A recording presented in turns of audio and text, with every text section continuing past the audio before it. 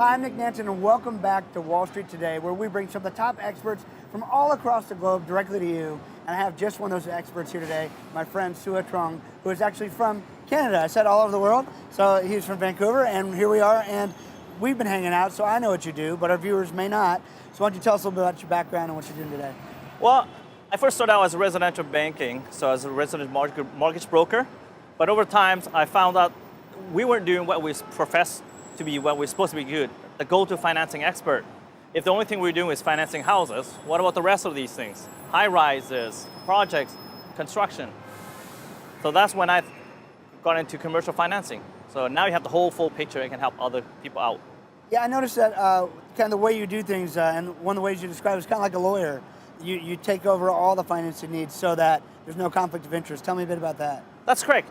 You know, Nick, when people go to the bank, the only thing they ever get is the one item or the one type of mortgage product that the bank offers. And really, they don't tell you what else is out there. As a representative advisor, I have access to all the lenders, commercial, offshore bank, local bank, domestic. That way, I don't have to have any loyalty or bias towards anybody. If I was working for one of the major banks here, I can't tell other guys about the other banks, right? Yeah, in that case, the best deal you can get is the best deal that one bank has. That's correct. Got it. Very interesting. Yeah. So how is that helping somebody to represent fully, like being non-biased? There's always a conflict of interest that way, isn't there? Sure. So, but with the way you do it, there's not.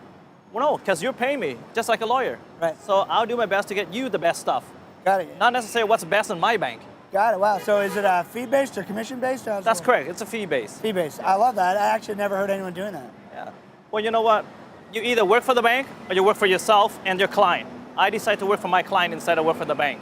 That's great. Yeah. And so people hire you because of your expertise, just like a lawyer, but to go get them the best deal. That's right. I love it, man. Very cool. All right. Now, let's talk about the state of that industry right now. I mean, some people think it's almost impossible, even in abundant times, to get a loan, to get things financed. You have to know what you're doing. Tell me a bit about that.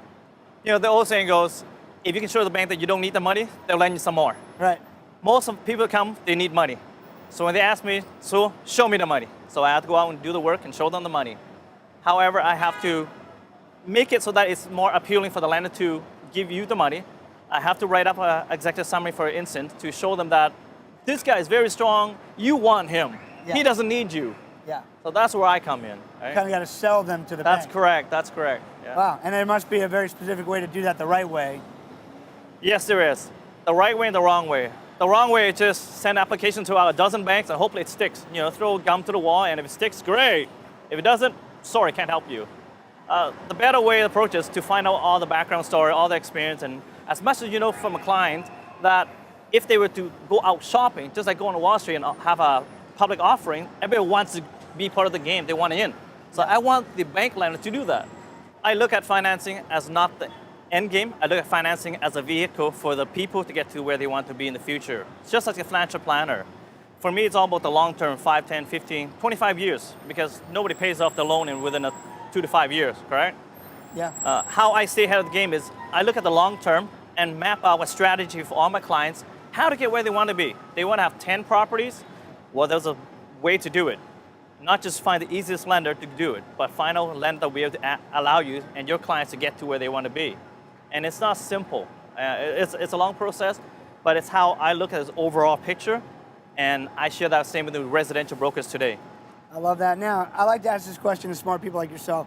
If you go back in time and talk to the startup version of Sua and give him one piece of great advice to help him in his life, what would you tell him?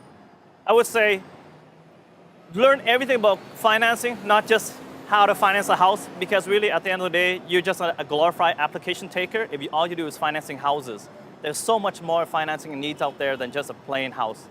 If I were to start over today, I'd tell myself, do everything. Unsecured line of credit, project financing, construction financing, you name it. Learn as much as you can and be the go-to expert in everything, not just 1 out of 10. Love it. The go-to source for commercial financing. If people want to find you, how do they find you? I teach a course now online and offline. If they go to commercialfinancingmastery.com, you see everything there. Love it, man. Hey, thanks so much for joining us. Thank you very much. See you soon. And we'll be right back on Wall Street Today.